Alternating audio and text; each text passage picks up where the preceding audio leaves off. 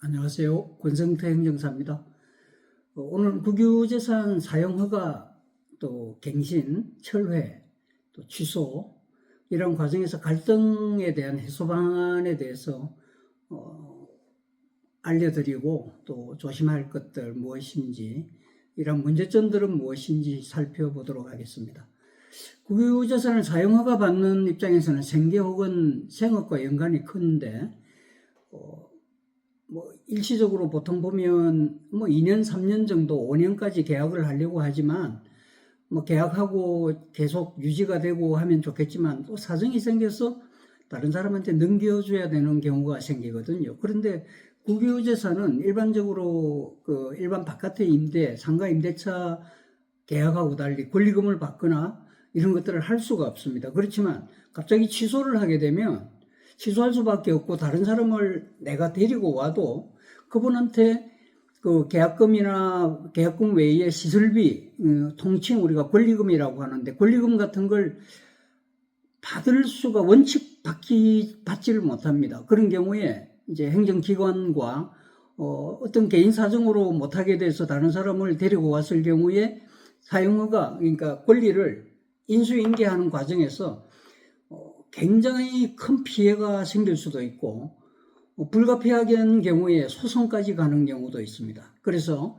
많은 사람들이 사용허가를 통해서 저렴하게 입찰을 하고 저렴하게 어떤 본인들이 하고자 하는 업무를 일을 영업을 할 수는 있다고 생각하는데 당장의 그러한 편리성과 향후에 일어날 문제를 감안하지 않으면 통칭 우리가 말하기를 낭패를 당하는 경우가 있습니다. 그래서 그러한 것들 오늘 살펴보도록 하겠습니다.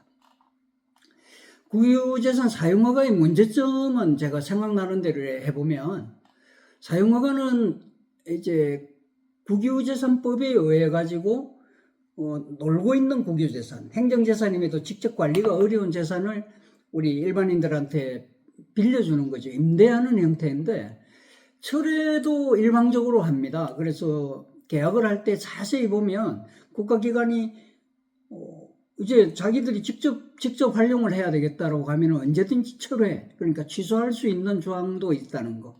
그런 것들이 문제가 돼서 나중에 이제 국유재산법에 보면 이렇습니다. 저게 내가 국가기관이 필요해서 임차인, 우리가 사용허가를 받는 수허가인을 내보내야 될 때는 일부 보상을 해주기로는 되어 있습니다만 그러한 보상 금액은 굉장히 낮겠죠. 우리가 지금까지 영업했던 것, 또 여러 가지 시설했던 것, 또 무유형의 어떤 가치들을 국유재산법에서는 모든 것들을 다 보상해 주지 않거든요. 그런 문제점들이 있으니까 국유재산을 사용허가를 받을 때는 심각하게 고민하고 검토하고 생각하고 결정하셔야 된다는 점을 말씀드리고 싶습니다.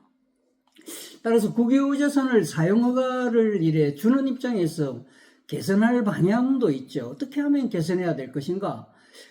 그렇지만 국유재산법을 개정하지 않는 한 국유재산 사용허가 현재 문제가 되는 인수인계에 있어서 중간에서 우리가 그만두게 될 때에 피해를 보는 것에 대해서 개선할 여지는 현재로는 없습니다. 다만 우리가 국유재산 총괄청인 기획재정부의 국유재산 관리 지침으로 일부 영업권에 관련된 사용허가의 불편함을 해소, 묵인을 한다든지 또 재량에 의해서 할 수는 있지만 현실적으로는 국유재산법에 위배 소지가 있어서 공무원들도 함부로 할 수 없다는 문제가 있습니다. 그래서 가장 시급히 개선되어야 할 문제점들은 몇 가지 있는데 먼저 사용허가를 받을 때 사용허가 기간 중에 다른 사람에게 양도할 수 있도록 사용허가 조건을 변경할 수 있는 조건을 사용허가서 내지는 계약서에 써야 된다는 거죠. 그렇지만 그러한 경우는 그렇게 쉽지는 않습니다. 다만 염두에 둬야 됩니다.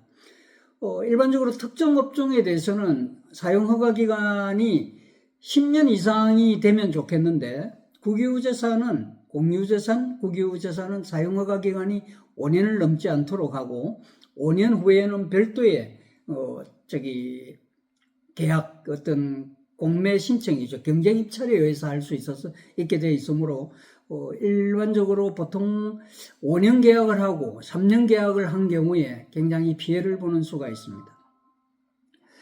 사용기간 또 종료 중에 취소 이런 사유가 발생했을 때 국유재산법에는 엄격하게 원상복구, 원상회복의 의무를 기술하고 있는데 설마 하지만 원상회복의 의무 범위를 세부적으로 적어 놓는 것이 굉장히 중요하죠. 나중에 원상회복한다고 지금까지 벌었던 모든 것들을 갖다가 다 투자해야 되는 뭐 그런 어려움이 있습니다. 이 부분 원상회복에 대한 부분은 바깥의 일반 민간의 임대차 계약도 마찬가지지만 국유재산법으로 정한 사용허가에서 원상회복 의무는 굉장히 중요하니 이 점도 염두에 뒀으면 합니다.